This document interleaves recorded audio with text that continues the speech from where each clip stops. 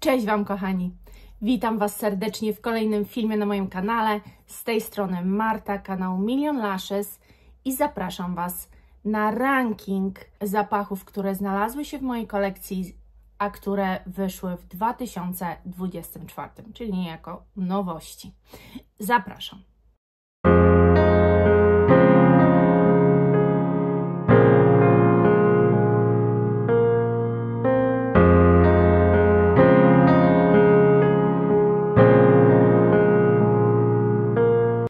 Posegregowałam od miejsca 14 do 1 zapachy, które zakupiłam i które są wypustami tegorocznymi. Ja nawet nie wiedziałam, że ja mam tego aż tyle. Niektóre po prostu kupowałam, bo gdzieś tam miałam próbkę i powiem Wam szczerze, że nawet prowadząc nowości perfumowe, wiedziałam, co jest nowością, bo jakby no to się rozumie samo przez się, ale akurat niektóre też, o niektórych też nie mówiłam w swoich nowościach, umknęło mi najwidoczniej, więc mimo wszystko one się znalazły, zostały zakupione jednokrotnie przypadkowo. To, co miało wpływ na miejsce w tym rankingu danego zapachu, mogła to być trwałość.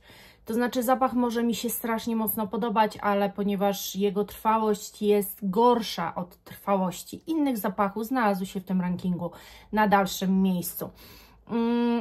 Pokrótce Wam o nich oczywiście opowiem, ale generalnie ranking to ranking, więc zaczynajmy. Miejsce 14. I miejsce 14 to jest Guerlain Terracotta. Najnowszy zapach jest to woda toaletowa i znalazło się to na miejscu 14, ponieważ zdecydowanie trwałość tego zapachu jest najgorsza. Jest to zapach, słuchajcie, bardzo piękny, bo tak samo jak pięknie pachną kosmetyki Guerlain, tak samo ten zapach jest przepiękny. Uderza nas na początku taka dosyć spora kwiatowość tego zapachu, ale za moment dochodzi do głosu wanilia, która bardzo spaja to wszystko ze sobą i powoduje, że absolutnie nie wyczuwamy tu żadnego syntetycznego zapachu, tylko coś bardzo eleganckiego i wytwornego. Jest to coś nie gourmandowego, nie do końca kwiatowego, nie też owocowego, że owoców to tu w ogóle żadnych nie wyczuwam. Naprawdę coś takiego ekskluzywnego i bardzo takiego przyjemnego w odczuciu. Bardzo żałuję, że ten zapach trwa na mnie bardzo krótko tak naprawdę i dlatego jest na tym miejscu 14, bo zapach jako zapach podoba mi się niezmiernie. Miejsce 13 to jest zapach, który ze wszystkich wersji tego zapachu jest najsłabszy, jeżeli chodzi o projekcję. Może projekcja jeszcze ok, ale jeżeli chodzi o trwałość. I chodzi o My Way Nectar. Ja mam bardzo małą, że tak powiem, pojemność tego zapachu, ale w zupełności mi wystarcza. Naprawdę nie mam kiedy sięgać. I ten zapach jest przepiękny, jest bardzo mocno intensywny. Właśnie to jest taki nektar z owoców, coś niesamowicie mocnego i wydawałoby się, że przez to, że to jest nektar, to, że będzie to najsilniejsza ze wszystkich wersji. Natomiast nic bardziej mylnego. Jest to coś mocno grejpfrutowego, takiego z goryczką. Ja uwielbiam My Way, mam My Way w wersji Intense, który uważam, że i projektuje, i jego trwałość jest niesamowita. Tu projekcja jest, ponieważ on jest wyczuwalny, jest takim zapachem z ogonem, ale zdecydowanie, niestety, ten zapach na mnie trwa zbyt krótko. Zdecydowanie dłużej od Guerlain, ale nadal mogłoby być lepiej, skoro My Way, podstawowa Intense są to tak długotrwałe, przynajmniej na mnie, zapachy. Miejsce 12 to jest zapach, o którym niedawno Wam nawet mówiłam i chodzi o Emanuela Ungaro Cosmic. To jest zapach, który się też znalazł na tym miejscu, głównie przez trwałość, ale nie tylko. On akurat znalazł się, bo stosunkowo ta trwałość się na mnie poprawiła, nie wiem, mój nos bardziej wyczuwa ten zapach, ale mimo wszystko, biorąc pod uwagę, jakie tu są zapachy, jak różnie wybrzmiewają, jak ciekawie potrafią wybrzmiewać, jak ciekawie przechodzą po skórze i dają bardzo takie inne zapachowe doznania, no to ten jest po prostu świeżynką, która przyjemnie się używa latem, który bardzo musuje i bardzo nas wprawia i w ogóle jakby przenosi nas w niesamowite rejony świata z palmami, z zachodem słońca, z prosecco lejącym się, z takimi bardzo miłymi odczuciami. No to nadal jest to dosyć świeżynka, jest to coś letniego, coś niezbyt przenoszącego nas na wyższy wymiar zapachowy jakikolwiek. To jest po prostu bardzo przyjemny, miły zapach. Dlatego miejsce 12. Miejsce 13 to jest właśnie jeden z tych zapachów, o których Wam nie mówiłam w nowościach perfumowych, a też nie wiedziałam, że jest to nowość. Dostałam ten zapach od Dorotki w próbce, spróbowałam i niejako się po prostu zakochałam w tym zapachu. Dla mnie jest on zdecydowanie najlepszym zapachem, najpiękniejszym wypustem, jaki jest w marce Nomad. Trochę ich przewąchałam, żaden mi się nigdy nie podobał. To jest pierwszy, który mi się spodobał i to jest Nomad Nuit d'Egypte. I dlaczego ten zapach znalazł się na miejscu 11? Ponieważ nadal to jest fajna, właśnie taka trochę z nutą orientalną opowieść, ale nadal jak na moje obecne oczekiwania zbyt świeża. To jest po prostu zapach przyjemny, noszalny.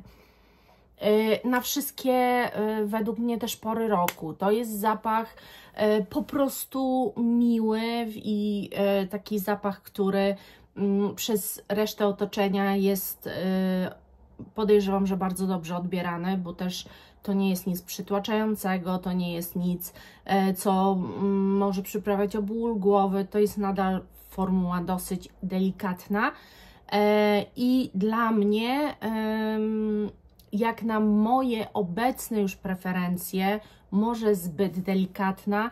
Bardzo mi się podobają te nuty, bardzo mi się podoba, jak ten zapach skręca. Naprawdę on jest mega ciekawy, najciekawszy ze wszystkich Nomad od Chloe, jakie ja poznałam, więc... Ale mimo wszystko są zapachy, które bardziej mi wibrują w nosie niż ten. Natomiast jest zdecydowanie piękny, to jest po prostu ranking. Jakieś powody muszę mieć, że na takim miejscu właśnie je umieściłam.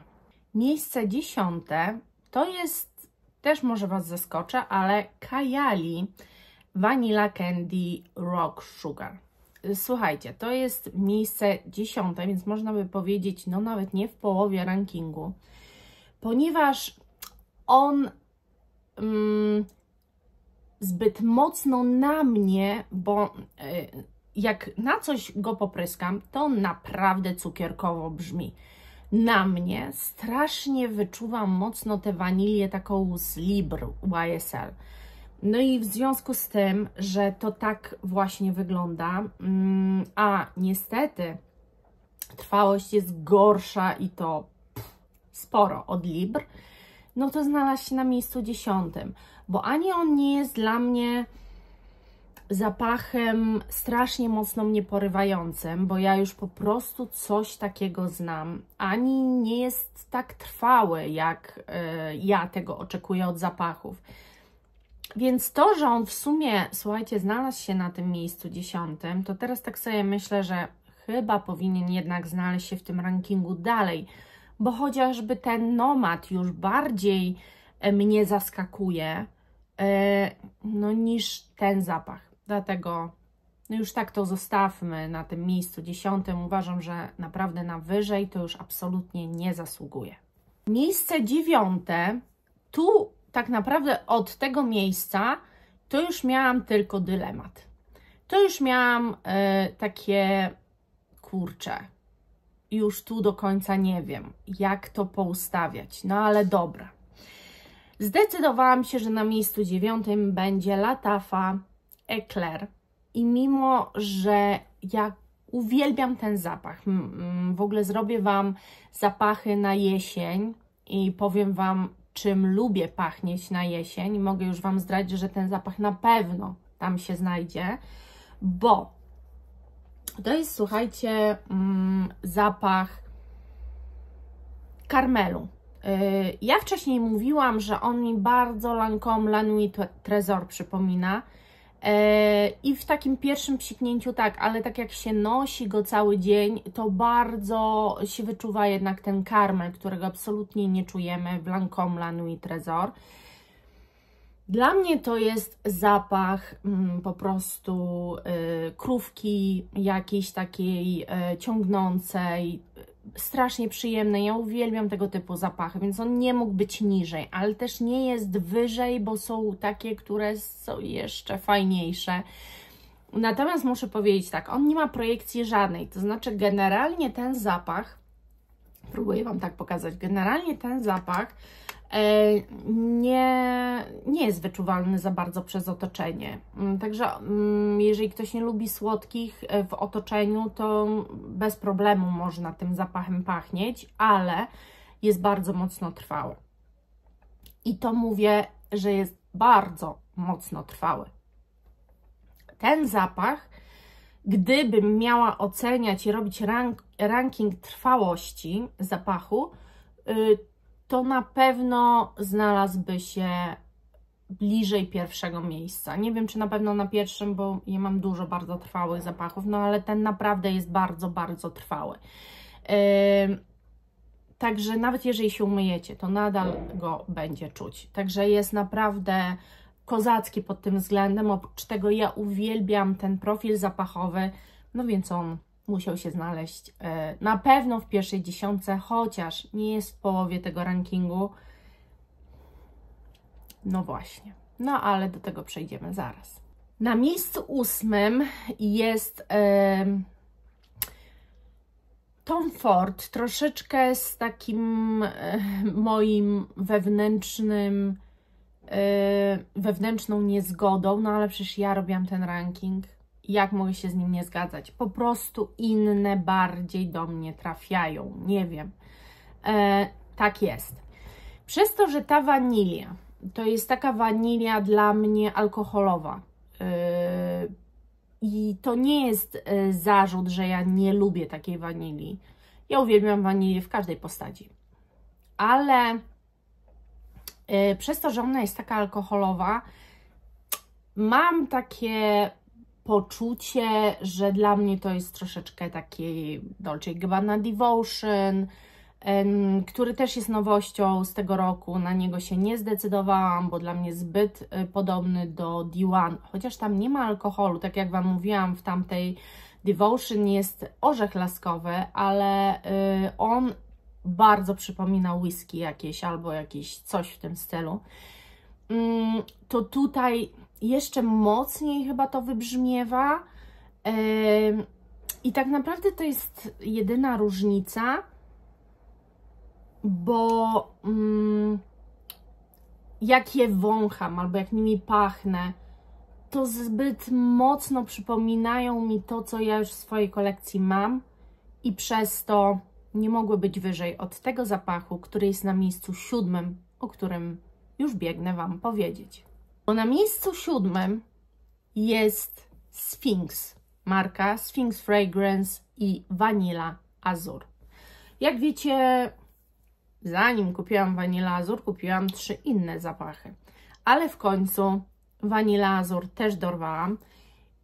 I czym ta wanilia mnie bardziej przy sobie przytrzymuje niż Tom Ford? Zdecydowanie taką dymnością, ale taką bardzo dziwną, bo to jest na takim pograniczu dymności i pudrowości. Ja uwielbiam ten efekt. Jeżeli ktoś uzyskuje efekt taki właśnie na pograniczu, kocham. I dla mnie to jest właśnie wanilia, która nie jest w żaden sposób oczywista, która jest wanilią. Tu jakby no nie mam nic innego do powiedzenia, to jest wanilia. Ale ona jest totalnie inna niż Libre, niż D1, niż Tom Ford właśnie, Vanilla Sex, niż wanilia w... No, o Jezu, no ja mam mnóstwo tej wanilii generalnie, ale to jest coś kompletnie skręcającego w inną stronę niż ja mam. I jak po niego sięgam, to wiem, że dostanę coś totalnie indywidualnego. Tu jest jakaś taka właśnie dziwna dymność. Wiecie co? To jest tak jakby taka wanilia trochę wędzona. Teraz mi przyszło do głowy, że mogę to tak chyba porównać. Daje to niesamowity w ogóle vibe. Ja uwielbiam tym pachnieć. Na szczęście jest to trwałe, więc długo się na mnie utrzymuje, bardzo długo to czuję, ten zapach. On chodzi mi po skórze, on nie jest projektujący. Nie wzięłam pod uwagę w tym rankingu projekcji, dlatego że gdybym wzięła, no to myślę, że połowa zapachów nie jest projektująca, ale dla mnie nie zawsze, w moim osobistym odczuciu, ponieważ ranking jest mój, projekcja nie zawsze jest in plus. Ja czasami lubię po prostu przyskórne bardzo. Może nawet częściej lubię niż projektujące mocno, dlatego że ja nigdy nie noszę zapachu dla kogoś. Tylko i wyłącznie dla siebie, więc jest mi obojętne, czy on projektuje i ogon zostawia na korytarzu, czy jest tylko dla mnie. Ja po prostu lubię sama dla siebie pachnieć pięknie. I tyle. Więc to jest miejsce 7. Miejsce 6. Tu to już w ogóle jest po prostu miszmasz, bo tak się wahałam. Przestawiałam już te flakoniki, powiem Wam, z 10 razy i nie wiedziałam, który chcę na którym miejscu. No ale dobra, w końcu się zdecydowałam, że jednak Irresistible nie będzie na 5, a będzie na 6 miejscu. I to jest Irresistible Very Flora Givenchy. To jest zapach też, o którym ja nie wiem, czy mówiłam w swoich nowościach, nie kojarzę, ale na pewno było w próbkach od Agaty. No i ja się w tym zapachu zakochałam, postanowiłam go mieć. A że ja kwiatowe zapachy bardzo lubię, a ten w ogóle nie przypomina mi podstawowej wersji Irresistible. I tak naprawdę on mi nie przypomina żadnego zapachu, który ja mam. A mam kwiatowe zapachy, ale on mi w ogóle nie przypomina. On mnie przenosi w ogród niesamowitości. On jest bardzo słonecznym też zapachem i takim mocno kobieco uskrzydlającym. Mam takie poczucie, jak go noszę na sobie, że no, dzisiaj to mogę wszystko. Ja dzisiaj to po prostu zmiotę wszystkich z powierzchni ziemi. Taką moc dawał mi zawsze Angel Nowa właśnie, dlatego jest moim signature scent. A teraz mam takie poczucie zawsze, jak właśnie mam ten zapach na sobie, że mogę wszystko. Bardzo mi dodaje dużo kobiecości, pewności siebie, chociaż ja nie mam problemu z pewnością siebie, jak nie oglądacie, to wiecie. Ale zawsze taki akcencik dodatkowy jest miły. Perfumy zdecydowanie noszę też po to, żeby się, wiecie, unieść bardziej na chmurce. Bardzo dla mnie niesamowity i i szczególny zapach. No niestety nie jest na pierwszym miejscu, jest coś innego. Nie jest też nawet w pierwszej 5. No ale może gdybym to układała jutro, to byłoby nawet w pierwszej 3. Nie wiem, po prostu dzisiaj tak to poczułam i tak ten ranking ułożyłam. No i otwieramy pierwszą 5. Pierwszą 5 otwiera zapach, który był na moim wishliście i który zakupiłam totalnie w ciemno. Totalnie w ciemno. I to jest Star od Mauboussin. Ja, słuchajcie, powinnam to sprawdzić, ale już myślę, dobra, nie będę przeglądała tych internetów, tylko umieszczę go tu, bo ja do końca nie pamiętam, czy on jest z 2024, czy on jest z 2023. Możecie mi napisać, znalazł się w tym rankingu, bo pomyślałam, że jest to jednak mimo wszystko jakaś tam nowość, ale naprawdę przepraszam wszystkich, jeżeli on nie jest z 2024, tylko 2023. Ja po prostu tego nie pamiętam, nie chciałam już zaglądać w interneta, chciałam usiąść i to zrobić i nagrać. Miałam potrzebę wciągnąć go do tego rankingu i po prostu to zrobiłam. I Star Mauboussin jest zapachem tanim, moim zdaniem dosyć. Jest zapachem projektującym, jeżeli jest to dla kogoś ważne. Jest zapachem waniliowo-drzewno, no nie wiem, dymnym. Jest dla mnie wyjątkowy. Jest inny też niż wszystko, co mam. Nie przyrównuję go do żadnego innego zapachu. Chyba ja nigdy też nie przyrównałam go do żadnego innego zapachu. Dla mnie to jest taki zapach, który bardzo mocno mnie przenosi do rodzinnego domu. To jest zapach, który pachnie mi momentami korzennym ciastem.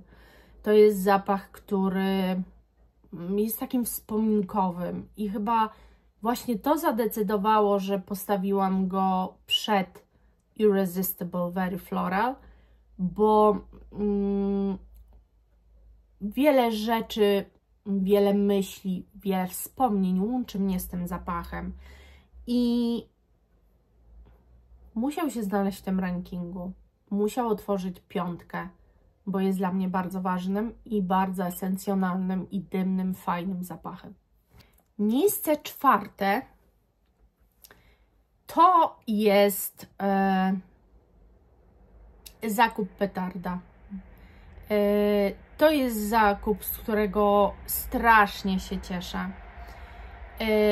I chyba też nie tylko z tych powodów, oczywiście on się znalazł na miejscu 4, bo oprócz tego, że to jest zapach, który mnie zachwycił, kiedy do mnie przyszedł i ich użyłam po raz pierwszy, to jego trwałość jest betonowa, jak trwałość makijażu potrafi być. Oraz to jest coś też, czego ja szukałam. Ja poszukiwałam, jeżeli dobrze wiecie, zapachu, który mi troszeczkę zastąpi Lancôme La Nuit Trésor. I ja taki zapach znalazłam. Możecie powiedzieć, no ale po co ty szukałaś w ogóle? Przecież możesz odkupić Lancôme i mieć. To nie jest tak, że ja nie chcę odkupić Lancôme, ale tak bardzo mi się podoba ten zapach i tak uwielbiam go używać po prostu, że chciałam mieć jakiś taki drugi zapach, który może gdzieś na końcu będzie delikatnie w coś innego skręcał, ale generalnie będzie to. Nie wiem, ja tak po prostu mam. No i dobra, już powiem Wam.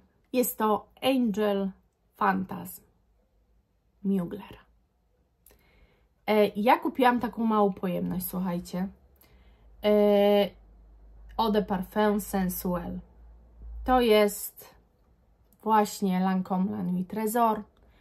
Czekoladowy, gourmandowy, kakaowy, niebiański, bardzo trwały, ale zmieniający się. Bardzo długo trwa ta gurmandowość tego zapachu, ta czekoladowość tego zapachu, ale w pewnym momencie, na samym końcu, jest nawiązanie do Angela podstawowego, do tej takiej przyprawowej bardziej. Niektórzy mówią w ogóle, że tej podstawowy też jest gurmandowy, dla mnie nie. Ale ja wyczuwam w tym Angelu podstawowym tę przyprawowość, pieprzność tego zapachu. I na końcu czuć właśnie tego Angela podstawowego, który nadal jest gurmandowy, ale już zaczyna właśnie wypływać ta przyprawowość. Niesamowite połączenie. Skradł moje serce definitywnie. Jest po prostu przepięknym zapachem. I o ile niektórzy z Was mogą nie wiedzieć, to ja też w nowościach moich perfumowych był zapach Alien Hypersense. I ja ten zapach miałam, kupiłam go. I to była woda. To było coś rozcieńczonego. To się nie nadawało do niczego. To po prostu było beznadziejne, słuchajcie. Dla mnie osobiście. Ja nie czułam nic. Psiknęłam i zero. I bałam się kupić ten Fantazm, ale bardzo też go chciałam, bo opis wskazywał, że on właśnie taki może być. Jeżeli sobie przypomnicie te nowości. Zresztą zawsze możecie do tego wrócić. I bałam się, że też będzie rozwodniony, taki bezzapachowy, ale jest totalnie inaczej. Jestem zachwycona. Natomiast tamtego Aliena sprzedałam i nie mam. To jest petarda po prostu. Petarda. Miejsce trzecie. Prada Virtual Flower. Słuchajcie. Ja w swoich nowościach o tym zapachu mówiłam i powiedziałam Wam, że taką opis, jak producent mówi, że to jest w ogóle Prada Paradox, to żeby była jasność, nie? Mówiłam Wam w tych nowościach wtedy o tym zapachu, że to jest zapach stworzony przez sztuczną inteligencję. Miał być to kwiatowy zapach stworzony przez sztuczną inteligencję. Więc sobie pomyślałam, że jak przez sztuczną inteligencję, to sięga po coś, co już znamy. I albo te zapachy ze sobą zmiksuje, albo po prostu zaczerpnie z innego totalnie zapachu. No i powstanie jakby klon jakiegoś innego zapachu. No rozumiecie. AI nie jest aż tak sprytne. Człowiek to człowiek. Ale one mnie po prostu powaliły. W ogóle trwałość ich to jest gigantyczna. Gigantyczna. Ale to, jak one mnie przeprowadzają przez las kwiatów różnych wręcz, bo one się zmieniają permanentnie. Pierwsze psiknięcie to jest taki ostry biały kwiat. Później dochodzą czerwone kwiaty. Następnie dochodzi jaśmin, który jest w takiej formie mydlanej. I zaczyna się wybijać ta mydlaność tego zapachu. Natomiast później jakby usłodyczają się, kuźwa, jakie ja słowa wymyślam, cukrują się po prostu te kwiaty, jakby zaczynają być bardziej słodkie, ale następnie znowu są strasznie mocno kwiatowe. To jest zapach 100% kwiat. Myślę, że przez większą część tego zapachu, przez najdłuższą tą fazę tego zapachu, kiedy on się zmienia, czuć dosyć mocno pewną mydlaność. Wydaje mi się, że uzyskaną jaśminę, ewentualnie odrobiną jeszcze konwali. Ale ponieważ one tak ewaluują, to tej mydlaności, tej czystości, tej bieli, tego czystego prania aż tak mocno nie czuć. Nadal czuć te czerwone kwiaty, które gdzieś tam snują. Ten zapach mnie też oszołomił, powiem Wam szczerze, i sprawił, że bardzo dobrze się w nim czuję i w ogóle zaskoczyło mnie, jak wirtualna rzeczywistość skomponowała zapach, bo jest ten zapach dopracowany w najmniejszym szczególe, mam takie wrażenie. A najbardziej zaskakujące jest to, że jest to mainstream i jest to tak bardzo zmieniający się zapach. Na ogół tak mocno zmieniające się zapachy są właśnie niszowe. A tu proszę bardzo. Przejdźmy teraz do miejsca drugiego. Miejsce drugie to jest coś, co ja chciałam mieć po prostu, tylko się zastanawiałam, czy kupię podstawową wersję, czy jednak flanker. Postanowiłam, że kupię flanker i postanowiłam, że kupię coś z nowości, które wyszły w 2024. Jest to najnowsza nowość i to jest wyhypowany, mam wrażenie, zapach, a chodzi o Lancôme La Vie Belle L'Elixir. Mam wrażenie, że to jest tak wyhypowane i już po prostu reklamy nas uderzają z każdej strony, że widzicie już nawet jakie jest użycie, że po prostu pomyślałam, że ja jako prowadząca kanał, mówiąca też o perfumach, fajnie będzie, jeżeli poznam właśnie najnowszy flanker. To jest na miejscu drugim, dlatego że to jest coś, co przy pierwszym uderzeniu jest dla mnie Angelem nową. To nie ma nic wspólnego z La Vie Belle, mam wrażenie. Nie wiem, dlaczego tak ciągną tę nazwę, chyba robią to marketingowo. Dla mnie, ja tu nie mam tej pudrowości z La Vie Belle. To jest dosyć czysty zapach. Raczej kompletnie nie wybrzmiewający jak podstawowa wersja, nawet na początku. Wręcz na początku uderza nas malina, która jest tak słodka i dokładnie jak w Angel nowej jest bardzo esencjonalnym zapachem, jest czymś, jest taką bombą wręcz, po której się w ogóle nie spodziewamy. Bardzo silny, bardzo trwały, bardzo mocny zapach, który się zmienia. I on się tak przepięknie zmienia, bo później już niewiele ma wspólnego z Angel nową, ale jest owocowy, jest pyszny, jest doskonały w odbiorze, w przyjemności noszenia go. To jest po prostu coś dla mnie, coś, co ja uwielbiam, bo to jest delikatnie gourmandowe w stronę owocowej, bo tu nie ma czekolady ani pralin żadnych absolutnie, ale jednocześnie jest kwiatowe. I właśnie jak już tak przechodzi w taką tą swoją fazę kwiatowości, to jest takim zapachem, oj, unoszącym nas na chmurce. Naprawdę bardzo fajnie skomponowany zapach. I z jakiegoś powodu jest na miejscu drugim. No i kochani, miejsce pierwsze. Na miejscu pierwszym wszyscy, którzy mnie oglądają, powinni już wiedzieć. Zostawię tu, zatrzymajcie, zróbcie pauzę i napiszcie. Napiszcie, co jest na miejscu pierwszym według Was. Na miejscu pierwszym jest Aqua Allegoria Forte Flora Bloom. To jest zapach, który nie oszałamia tylko mnie. Ten zapach wiedziałam, że znajdzie się na miejscu pierwszym, był postawiony jako pierwszy. To jest zapach, który nie oszałamia tylko mnie. To jest zapach, który oszałamia całe otoczenie. Jak ja pachnę tym, ja nigdy w życiu nie dostawałam tyle pytań, co o ten zapach. Ja po prostu permanentnie jestem pytana, czym ja tak pachnę.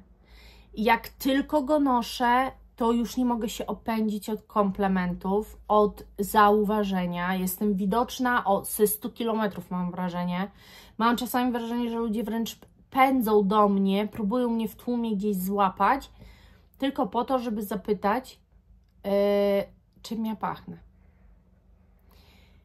Więc ten zapach musiał się tu znaleźć. Dla mnie fenomen. Jest to po prostu, no, brak mi słów, jak pięknie można stworzyć kompozycję kwiatową nieoczywistą, niezwykłą, ponadczasową, z poszanowaniem historii perfumowej, z poszanowaniem nowoczesności, tego, co już lubimy, czego oczekujemy, z poszanowaniem składników i doboru idealnego składników i tego, jak mocno projektują i tego, jak bardzo są trwałe. A wyglądają na po prostu taką wódkę, a nie są. Są niesamowite, naprawdę. O tym zapachu zresztą też już Wam na kanale opowiadałam. To byłby ranking 14 zapachów z 2024 roku, które znalazły się u mnie w kolekcji. Jak widzicie, różne są te doznania. Natomiast nie planuję żadnego z tych zapachów się pozbyć. To nie jest tak, że Guerlain, które jest na mnie nietrwałe, ja nie będę go nosiła. Po prostu będę go nosiła w domu, kiedy będę mogła się dopsikać, pójdę na spacer z psem, wrócę się, dopsikam i dalej. Zużyję je szybko, ale one są naprawdę piękne. To nie jest tak, że nie będę zużywała Kajali, bo jest zbyt podobny do Libre, a słabsze. Będę zużywała. Nie ma tu takiego zapachu, po który ja nie chcę sięgać albo kupiłam nowość i ona mi totalnie nie podpasowała. Powiem szczerze, że te nowości z tego roku są naprawdę wyjątkowe i bardzo, bardzo mi przypadły do gustu. Oczywiście ja mam jakąś kroplę w morzu tego, co wyszło. I miałam jeszcze milion pomysłów, co chciałabym kupić i przede wszystkim jest taki zapach Rose Amira. To nie jest Aqua Allegoria, ale to jest Allegoria Absolus. I ten zapach chciałam mieć, ale ponieważ